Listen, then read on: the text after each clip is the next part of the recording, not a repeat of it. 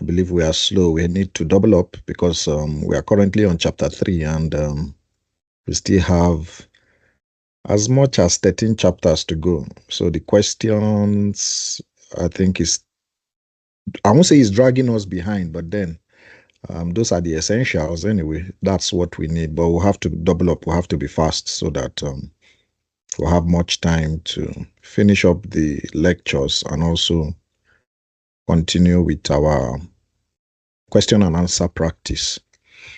Okay, so having said that, somebody should please confirm if you can see my screen and you can hear me audibly.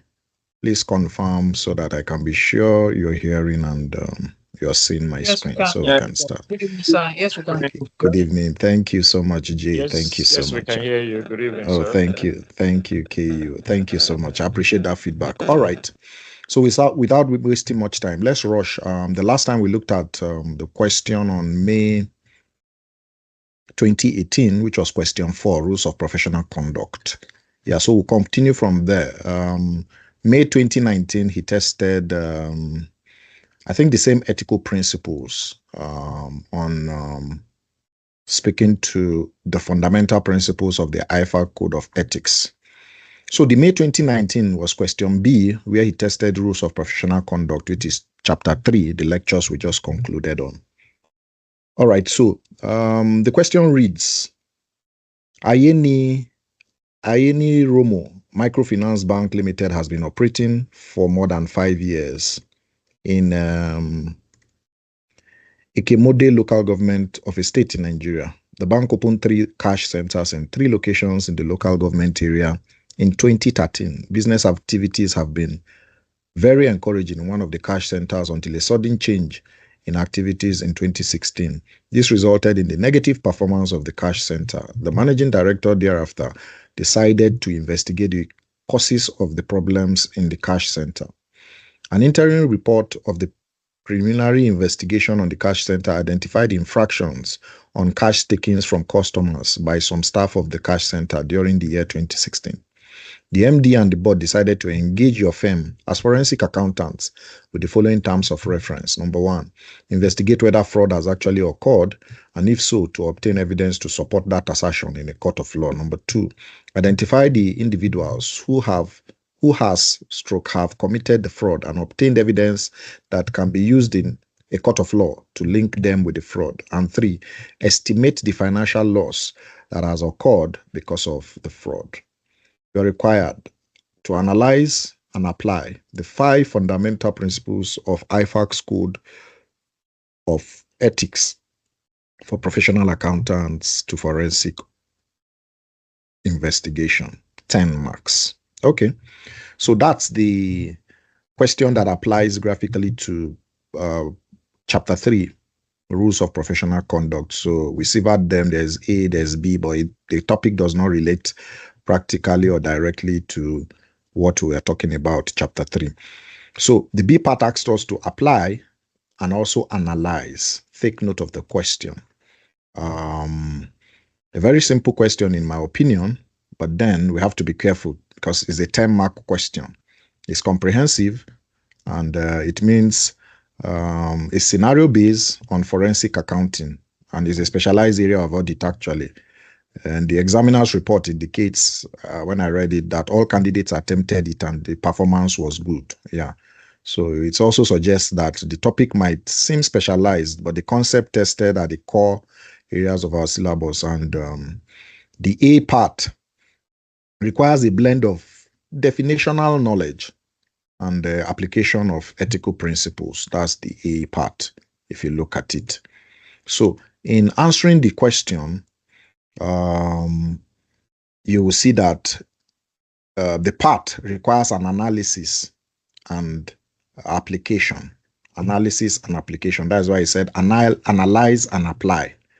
So 2 bullet command words, analyze and apply. So we are required to analyze and also apply the 5 fundamental ethical principles. So it's not enough to simply list or just define the principles. You must explicitly apply them to the context of a forensic investigation. So the solution does this perfectly. If you see the solution, You see it on the screen. It does this perfectly by briefly stating each principle, then providing a specific practical example of how it would apply in the Ayenimoro microfinance bank case. So, for example, integrity in the face of dishonest individuals. Another one is like objectivity despite being paid by a client. So that will graphically apply. Don't forget, it's a 10-mark question. So take note of how to analyze and apply that. Take note. So as a 10-mark question, a well-structured answer is very critical. Use headings for each of the question, especially that question B. The headings, integrity, objectivity, then you explain it below. It's very key because such an answer, such a question, you need to pick the 10 marks very seamlessly. So also contextualize your answer. What do I mean? As a scenario-based question, ensure your answers relate directly to this microfinance bank and the forensic investigation they have requested.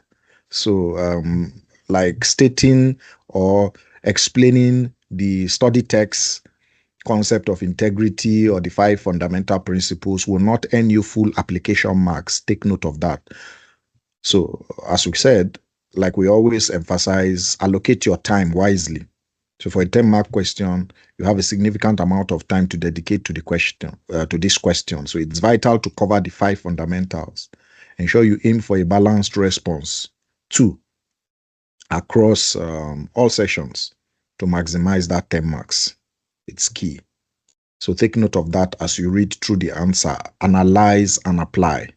Don't forget. So we have application of each principle to forensic accounting. We have 5 times 2 marks. So looking at the marking scheme now, the marking guide, a total of 10 marks, of course, 2 marks for each of the 5 principles. It confirms simply that listing the principles is insufficient. So every candidate that must maximize or clinch that 10 marks must provide a developed application of each principle to forensic investigation to earn the 2 marks per point. So please take note of that based on the marking guide. Go through it, read in between the lines. It's the same rules of professional conduct that was tested, but then you need to link it, he said, analyze and apply to forensic investigation. So please take note of it, read through and understand the context of what we are required to do. Very, very important. All right. That's the B part of the question. So do we have any questions? Do we have any contributions, any observations on this very simple, in my opinion, question? Any question? Any observation? Sorry, sir. Okay. Yes, please. Yes, please. Go ahead. Because when you said, I remember when you said, defining the study test, definition of these principles would not fetch you mark. Yes, it won't end the full Right. marks. It will fetch you marks, but not the full marks. Yes, I said that. That's why I said So contextualize your answer. Yeah, go ahead. Sorry to interject. Go ahead. So what you mean is when you define, you now link it to the scenario, right? Yes, exactly. Then in this context, is it when you are explaining the basic principles, right? Instead of mentioning an auditor, will you say a forensic?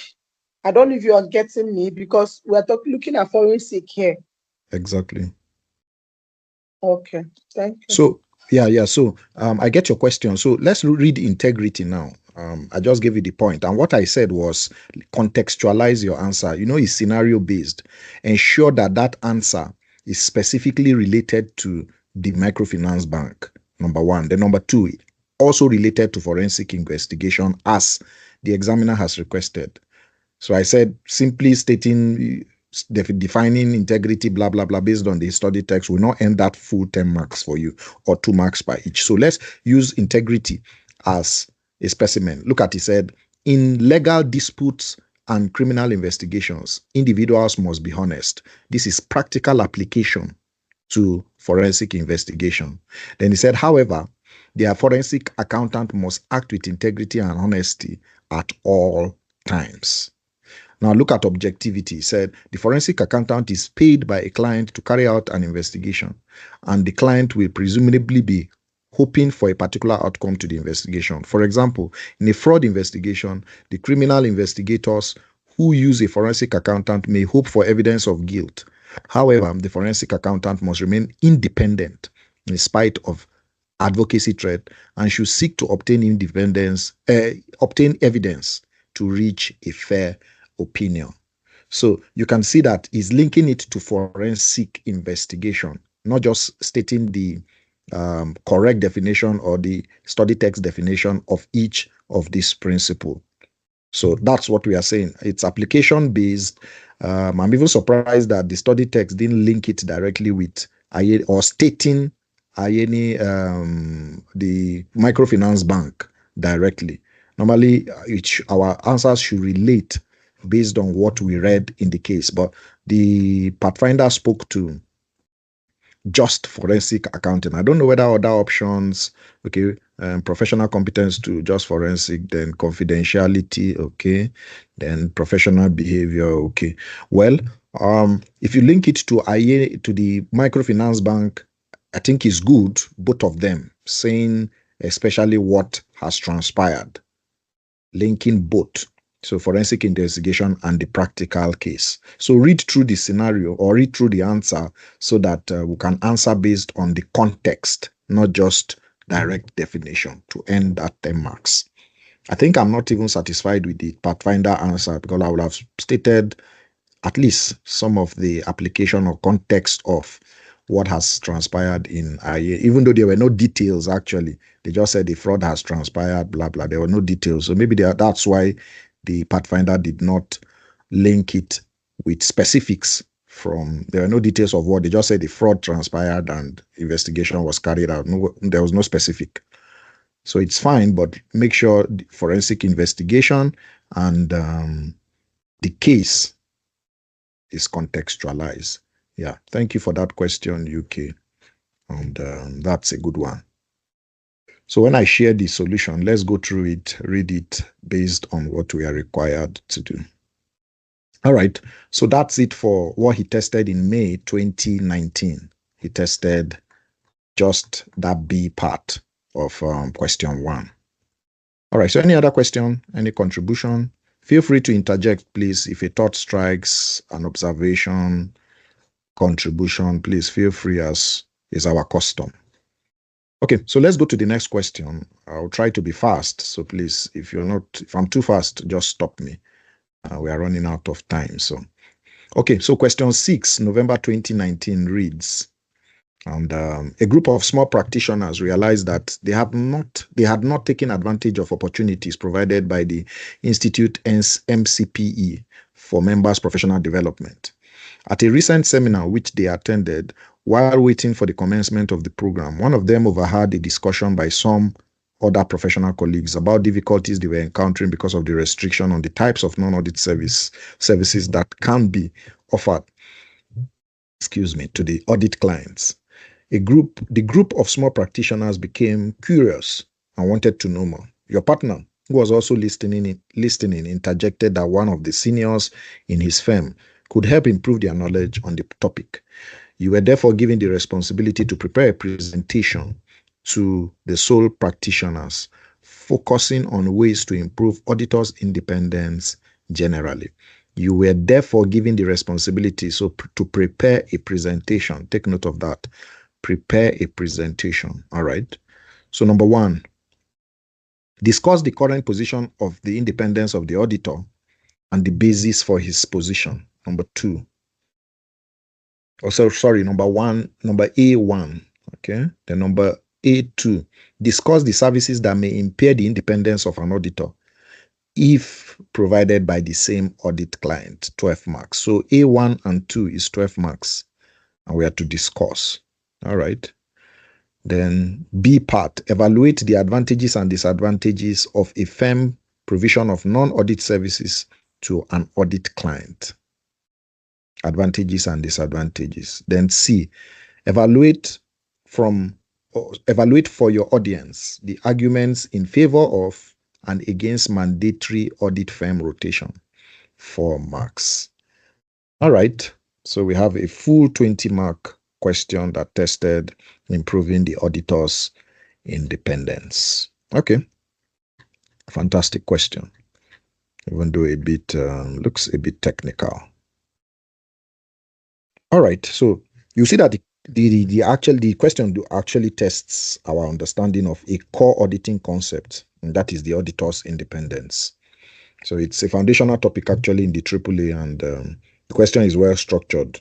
It moves, I think it moved from the general principles to specific applications, and that I think to broader contemporary debate. Speaking to the issue on audit firm rotation, we saw one in the past question, and looking at the solution, I think the solution provides a very good roadmap on how to attempt such questions. So the solution you see draws heavily on the Sarbanes-Oxley Act of 2002, which is a key reference for understanding the modern auditor's independence or independence rules, particularly regarding non-audit services. Okay, so I think the report, the examiner's report stated that candidates performed. Okay, candidates poor knowledge. Okay, candidate performance was poor. Wow, suggesting, okay, it's a poor performance. Okay. Oh, okay, that's not the question. Oh, sorry. Okay, candidates' performance was good. 90% of the candidates attempted the question. All right, I jumped to another question. Okay, so I think candidates' performance was good, and it suggests that there's a grasp. Candidates perform well, so it suggests I think the topic is regularly taught and understood by candidates. So in speaking to the first question, discuss the current position on the independence of the auditor and the basis for this position. All right.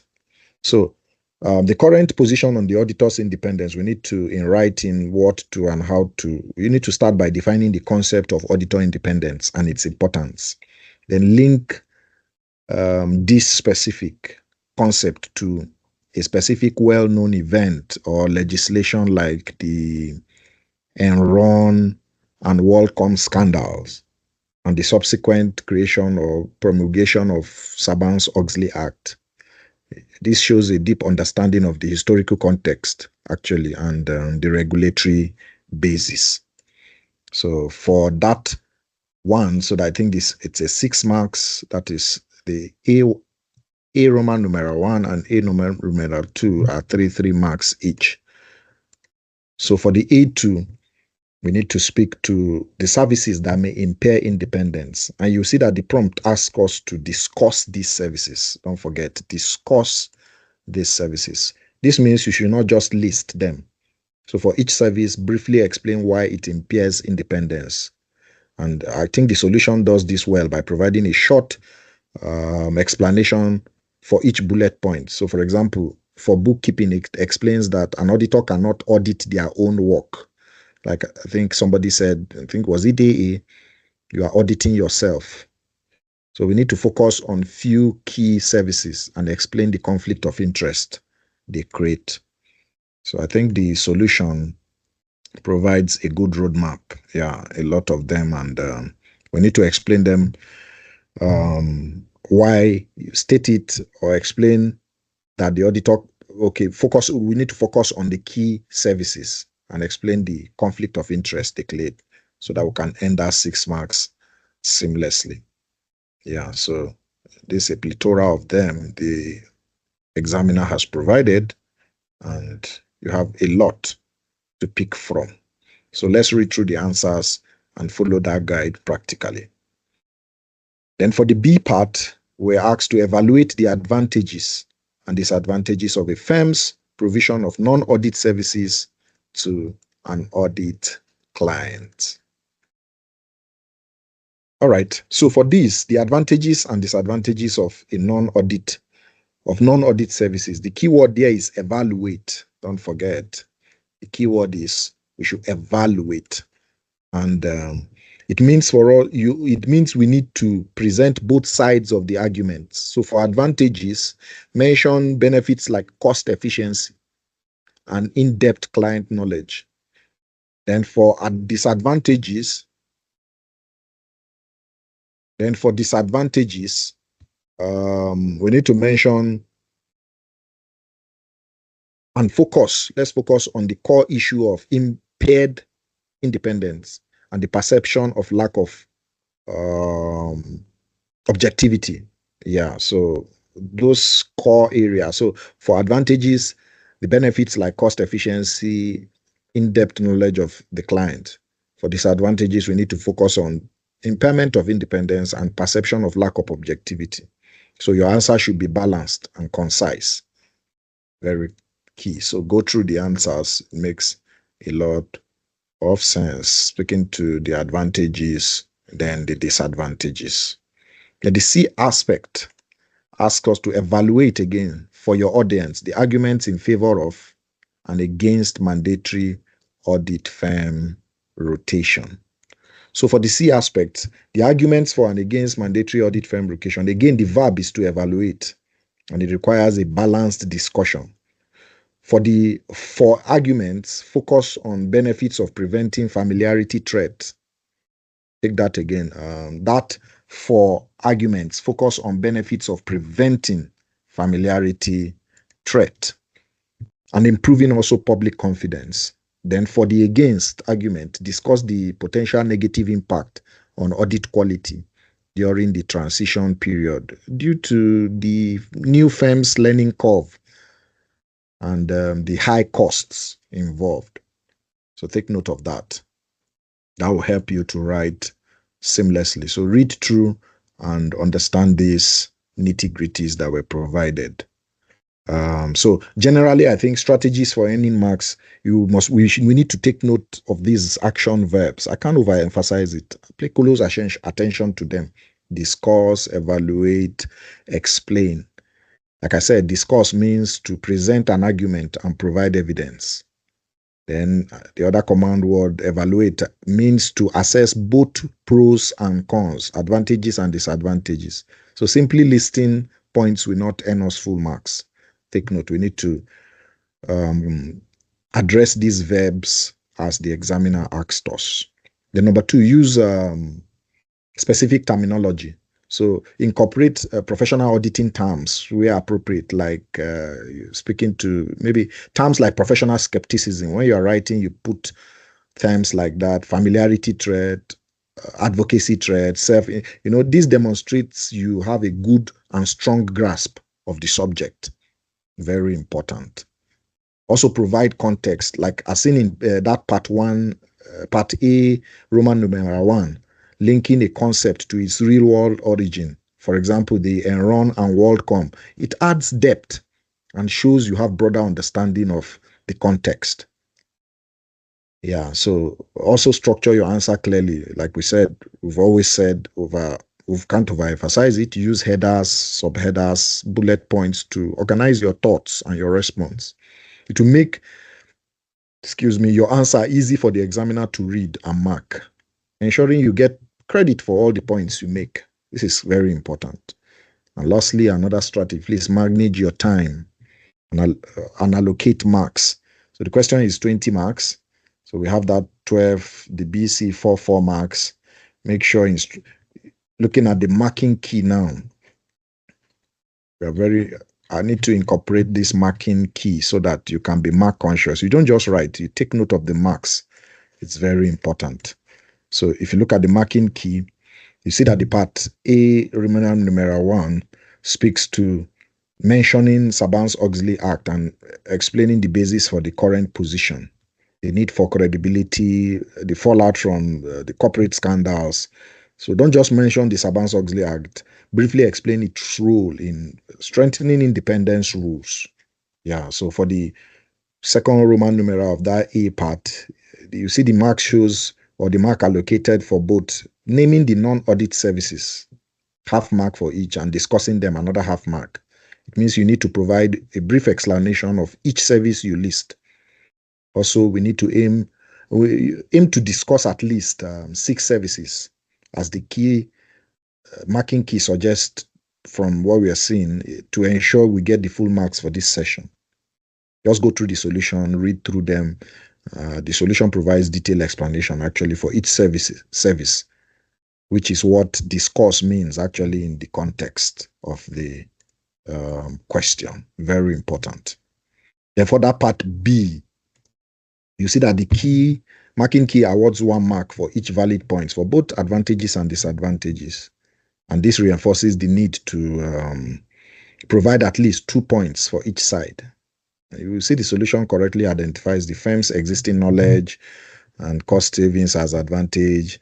Then for disadvantages, loss of independence and conflict of interest as disadvantages. So take note of that. Then for the C part, similar to part B, you see that the key awards 1 mark per point. You need to provide at least 2 arguments in favor of and at least 2 arguments against mandatory audit firm rotation to get the full 4 marks. I think the solution provides a good range of arguments for each side, such as preventing familiarity and improving perception for, and negative impact on audit quality and high cost, which is against. So I think that makes a lot of sense. And you need to follow this guide and also ensure you are mark conscious. Please be always mark conscious as you read through. All right, so that's a brief on question 6, which is a full 20 marks question, November 2019, improving auditor independence. All right, so any question, I may seem fast, is because I want us to run. So please interject freely. Any question, any contribution? I think the question is fair. It's just that some people may have forgotten the Enron and WorldCom scandal. That's always fresh in my mind. Anyway, that's a scandal I will never forget, Sha. It's always there. So applying it in such scenarios is not really a challenge. It's just to organize your thoughts very comprehensively. Okay, so any question, contribution? We need to run. We need to run questions. If we are quiet, it means we are getting what we are doing seamlessly. Okay. The silence means we are enjoying it. All right. So the next question, I think, is a long read, and this one is quite technical. Question 1, March, July 2020. Speaking to ethical and professional issues at that. Long read, technical question. I went through it and I was like, wow.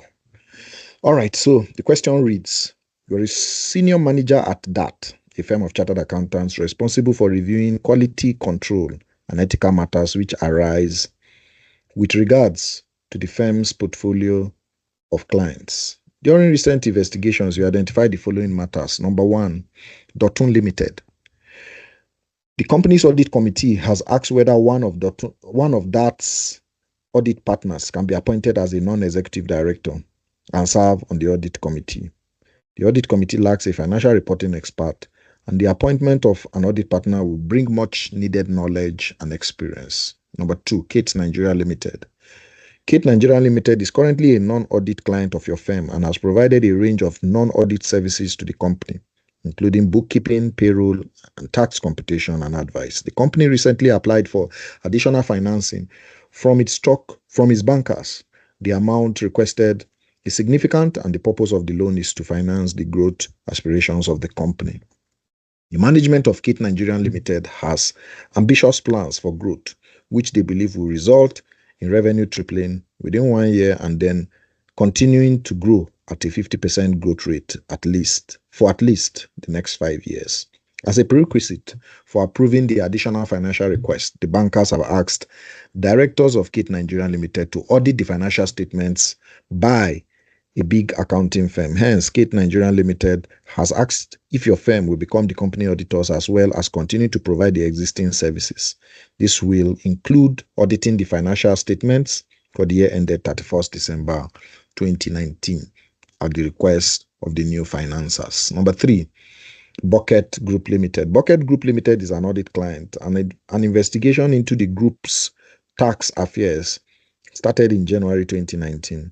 The tax authorities are investigating the possible underpayment of taxes by each of the companies in the group, explaining that tax laws have been breached. The company's group tax planning was performed by another firm of accountants, Ada & Co.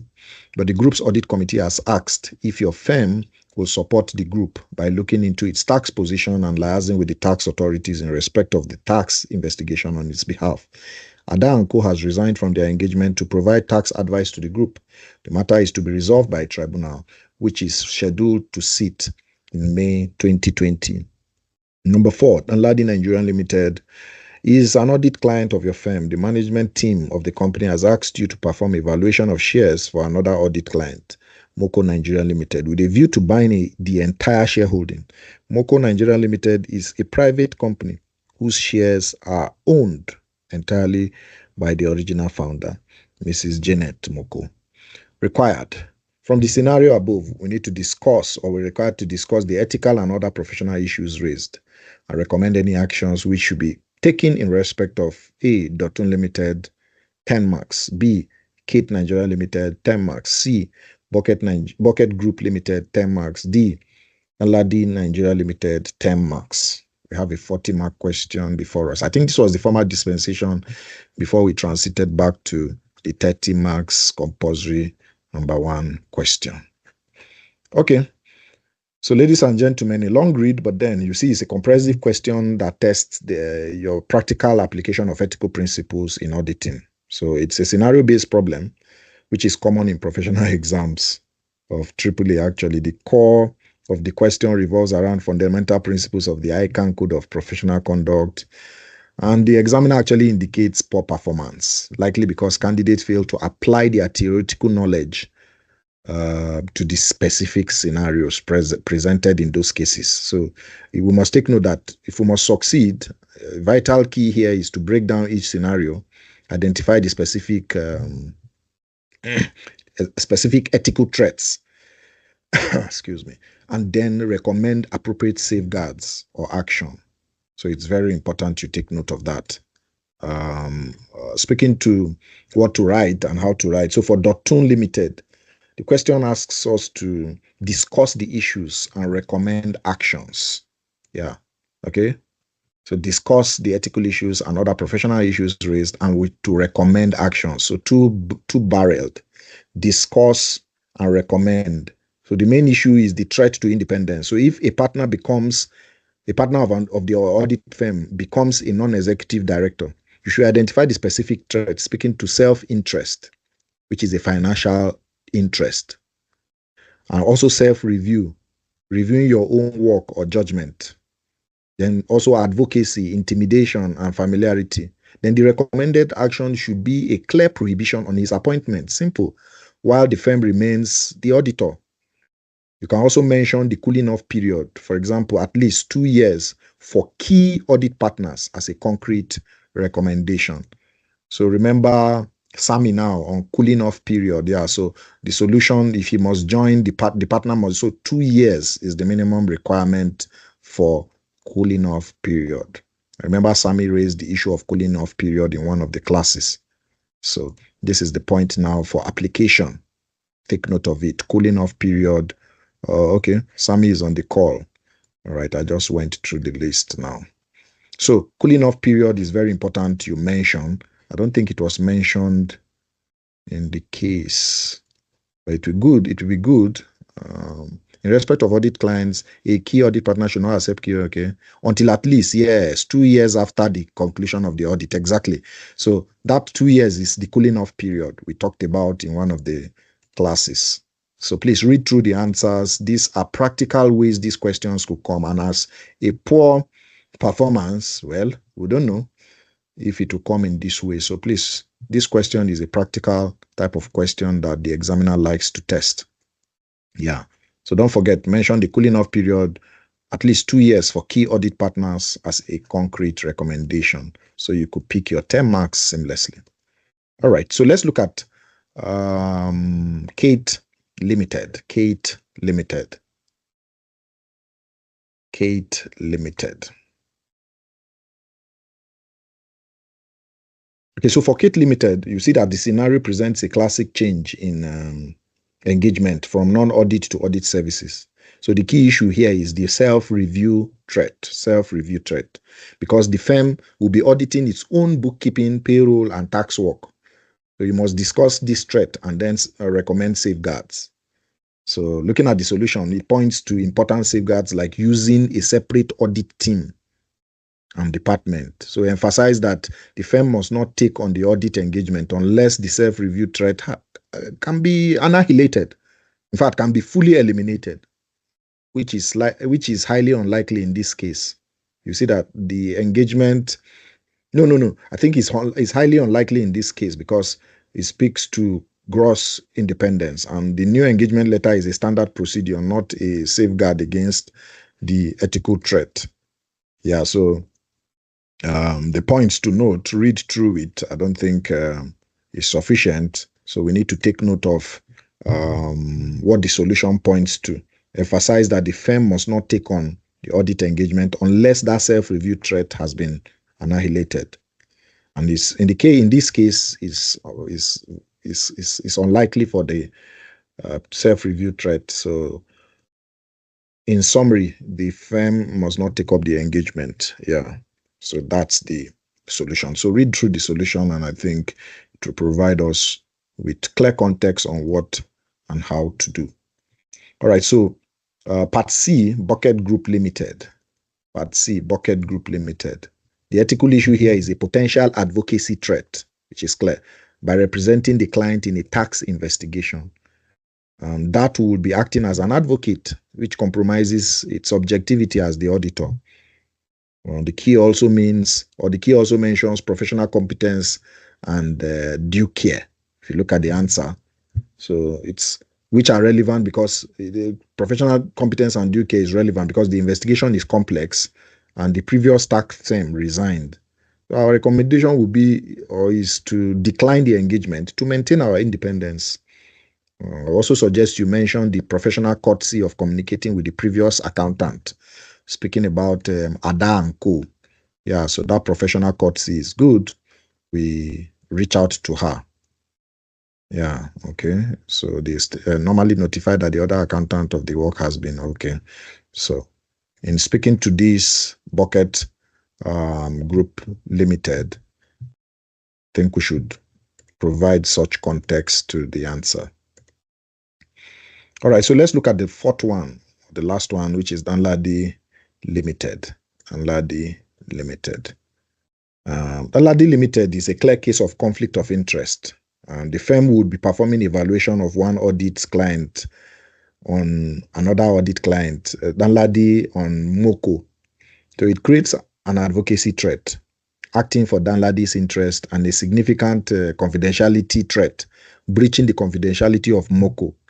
You see, so confidentiality, advocacy threat, confidentiality issue, breach of confidentiality, then conflict of interest are the issues in Danladi.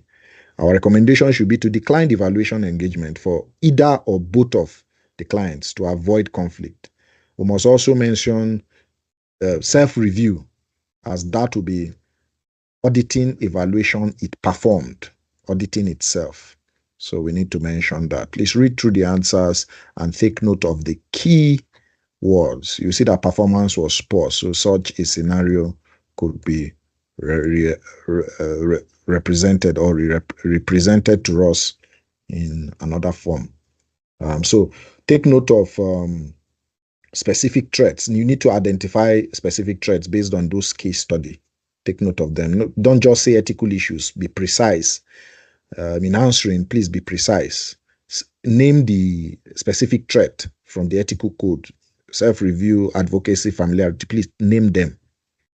And also apply these threats to the scenario. Explain how each threat can arise in the specific context of the question based on my explanation and what you read from the solution. So for instance, in part A, I think part A, go back to part A. Okay, so for instance, part A now, explain how a partner becoming a non-executive director creates a familiarity threat. So that example is graphic. Then propose actionable or implementable safeguards. One of my professional colleagues said actionable is not the correct word. So use implementable safeguards that could be remediated. Propose those, recommend those implementable safeguards for each identified threat. Recommend a practical safeguard or a course of action, and it should lead to concrete steps, not just vague suggestions. So a strong answer will link the safeguard directly to the threat it aims to mitigate. Take note of that. And also structure by scenario. You need to address each part. That's what I mean by structure by scenario. Address each part of the question, A, B, C, D, separately within each part.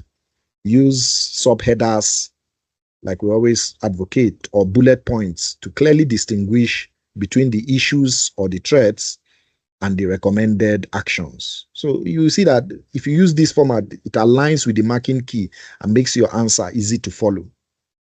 Try to make the examiner happy reading your text, and he'll just give you the marks. Don't make it complex to mark your script.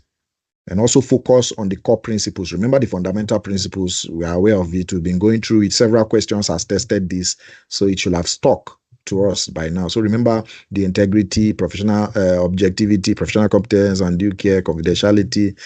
The issues in the question primarily relates to objectivity and independence, actually.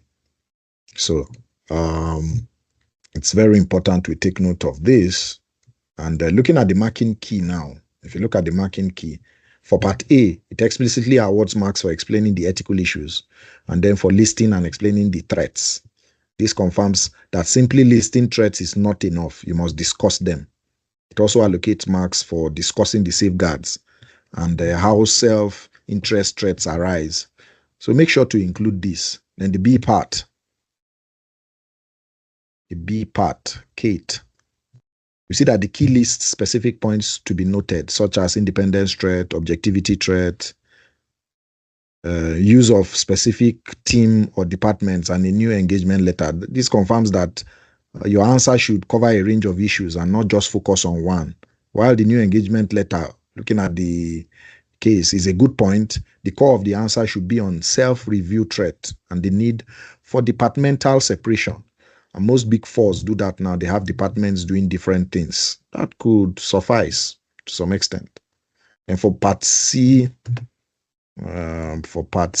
and D, okay, for Bucket and Ladi, the marking guide is less detailed here, but implies a similar structure. So identify issues, the threats, and provide the appropriate action. For Bucket group, the issue is advocacy and professional competence. Then for Danladi, the issues are objectivity, confidentiality, and conflict of interest. So I think the solution provides a good model for how to break down these issues and provide clear advice. So just take note, the key for a strong response actually is to correctly identify the specific ethical principles at risk in each unique scenario. This is very important. So take note of that as you attempt such a technical question. It was quite technical, and in reviewing it, I think such questions are prototypes that could be replicated. So please, let's take note of that. Take note of this question, and we'll be able to address any question in this format. All right. So that will be it for my thoughts on the March-July 2020 ethical and professional issues at that. It was question 1, a full 40-mark question. So any question, any contribution, any observation based on that full-fledged question? Any question? We are unusually quiet today. I hope we are following. I think it's only UK that has spoken. Yeah. Everyone is quiet. Oh, okay. We're following, sir. Okay, fantastic. My network is fluctuating, so I'm just trying to grab what I can grab. Oh, sorry about that. Okay, it's glad to know we are following. I hope we are not feeling threatened, because I feel these questions are simple. I don't know. In my opinion. They're always like this before exam period. They look simple, but they are a bit tricky. Yeah. Exactly. I Any just exam? thought about it now. Usually to be like, are you sure you even know these things? But exam will just come and eventually you find a way to know it by force, by fire. Exactly. Exactly. I beg. Before exam, please know it more. Understand the technicalities so that you'll be able to nip every of the examiner's tricks. Nip it in the board, please. It's very essential. So please take note of these nitty-gritties. All right. Thank you for the response and the feedback. Okay. I think KU wants to speak. Yeah, KU, please go ahead. Thank you. Yeah. Concern for me, the extent, because I was once told by a tutor too that for one to really pass all these kind of questions, we need to one. Oh, sorry. I think your network is breaking. We're struggling to hear you. All the. Hello, can you hear me now? Yeah, it's breaking. I don't know if it's from only me or what I'm hearing. To cease and come up, cease and come It's up. the same here, breaking. Okay. Uh-huh. Is it okay now? Is it okay Okay, now? Yeah. I think it's okay. Please go ahead. Yeah. My it's been fluctuating for a while now. Okay, let me just try to be a bit fast. Yes. I my concern, as I was trying to state earlier, is the extent that putting standards can really help, because in most of all these sessions, I'm not seeing ICAN supporting these responses with standards. But I was once told that if we don't come up with standards, we can hardly pass certification. So I just want to know, sir, to what extent is backing up our responses with standards really relevant? Okay, fantastic question. So you see that Chapter 3, Code of Professional Conduct, has no standard. They are just principles. So for this chapter, I don't think you need any standard to back them up, except it depends if the question is an ethical issue based on a standard.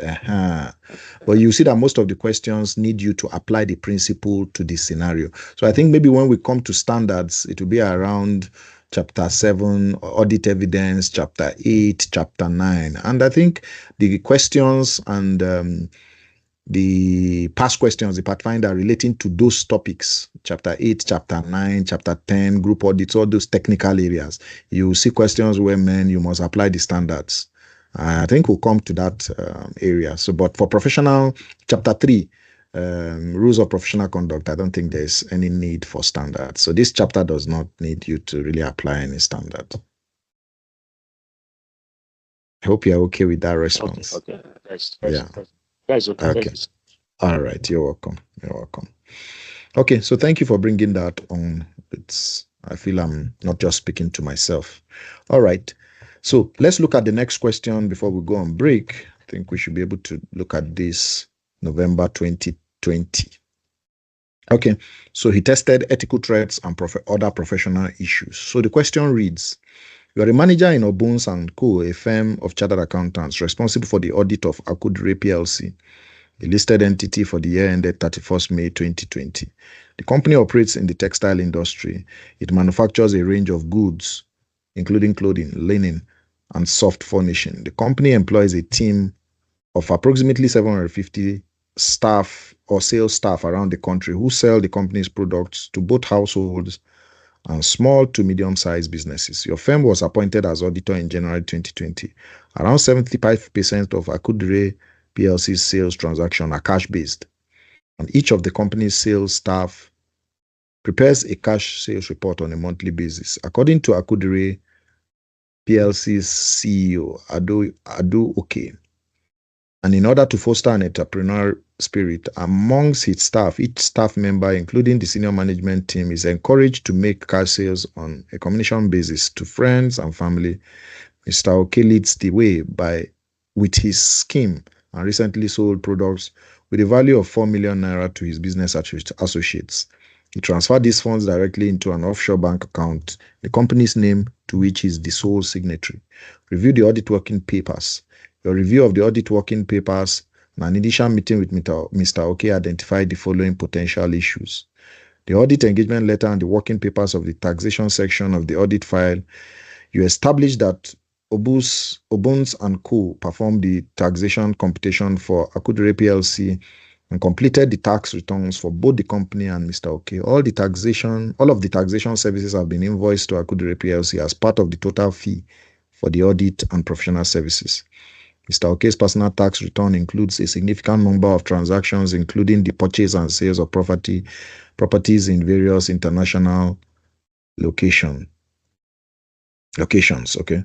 The taxation working papers include a detailed review of a number of offshore bank accounts in Mr. Oke's name, which identify the transactions and the properties. Financing. In addition, the audit committee requests that the audit engagement partner attends a meeting with the company bank officials, which is planned to be held the week after the auditor's report is issued. The purpose of the meeting is for the company to renegotiate its existing lending facility and to extend its loan. The meeting will be attended by the CFO, the representative of the audit committee, as well as the bank manager. The company is hoping that the audit partner will be able to confirm the company's strong financial position at the meeting and also confirm that the audit include procedures ongoing concerns, specifically the audit of the company's cash flow forecast for the next 2 years, which the bank has requested as part of its lending decision. So we require the E part. Use the information provided in the financing section. Identify and evaluate any ethical threats and other professional issues which arise from requests made by the audit committee. Just 3 marks. Okay. So that area I think is an A, B, C, D, E question, but then the E part relates to ethical threats and other professional issues. So just 3 marks, but then it's good we look at it because the question tests specifically, but critically, the ethical scenario. An auditor being asked to act as an advocate for their client. So the context is a meeting with the bank to secure a loan, while the ethical threats like self-interest and confidentiality. But you see that this part focuses solely on advocacy threat and related professional liabilities. The examiner's report speaks to, I think it was below average or so, suggesting that candidates struggle with applying the knowledge of ethical threats to this particular situation. And they also had little understanding of the potential legal consequences. So in narrating this question or answering this, let's take note of what and how to write. Identify the core threats first. The main threat is the advocacy threat. You must clearly state this. By attending the meeting and speaking on behalf of the company to a third party, which is the bank, the auditor will be promoting the client's position rather than acting objectively. So state it unequivocally. Evaluate the professional issues. The prompt asks for other professional issues in addition to ethical threats. This is where you go beyond just naming the threat. So like loss of objectivity. Explain that attending the meeting would compromise the auditor's objectivity and independence. Very clear. The auditor's role is to provide an objective opinion now on the financial statements, not to vouch for the company's financial health to a third party. Then also another professional issue is legal liability. This is a crucial point, speaking to legal liability. By confirming the company's financial position or the going concern procedure, the auditor could be seen as providing assurance or even guaranteeing the loan to the bank. So if the company later defaults on that loan, the bank could sue the audit firm. So claiming they rely on audited or the audited financial statements, this is a major professional liability risk, if I will use the word liability risk.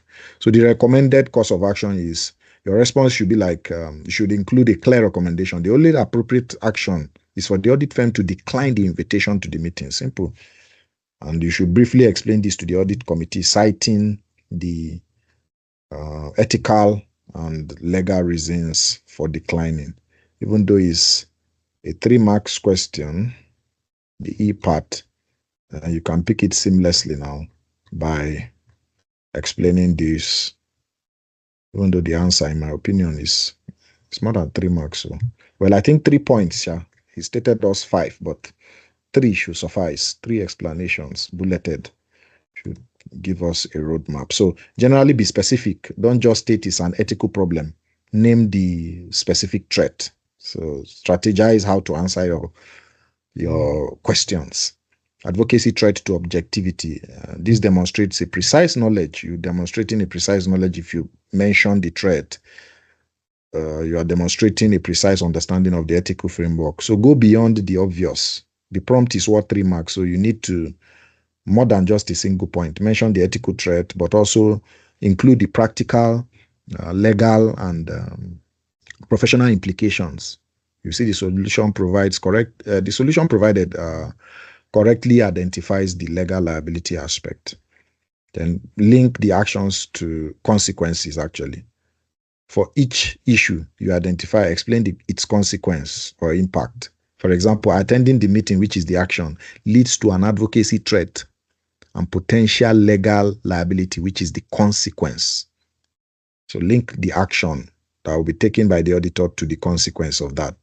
And number 4, use professional terminologies. We can't overflog that: objectivity, independence, advocacy, threat, legal liability. So those terminologies signals that you signal to the examiner that you are well versed in the subject matter. So those keywords are very important, very important. So take note of that. So it's a 3-mark question. The marking key, I think, is straightforward though. Marking key is straightforward. So you need to at least make 3 distinct valid points, yes, to end those full marks. So point 1, you see that you need to identify the advocacy threat and then its impact on objectivity. Point 2, discuss the potential for legal liability if the auditor provides a confirmation to the bank. Then point 3, mention that the auditor's action could be misinterpreted or misrepresented as a guarantee of the company's financial health, which is a major professional issue. So the solution also includes the correct action of declining the meeting and discussing the reasons with the audit committee, which is a key part of the required response. All right, so that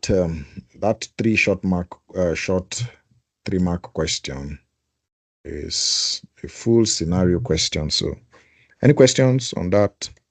Any contribution on that question? Okay, I think it's comprehensive. It's already 8:58.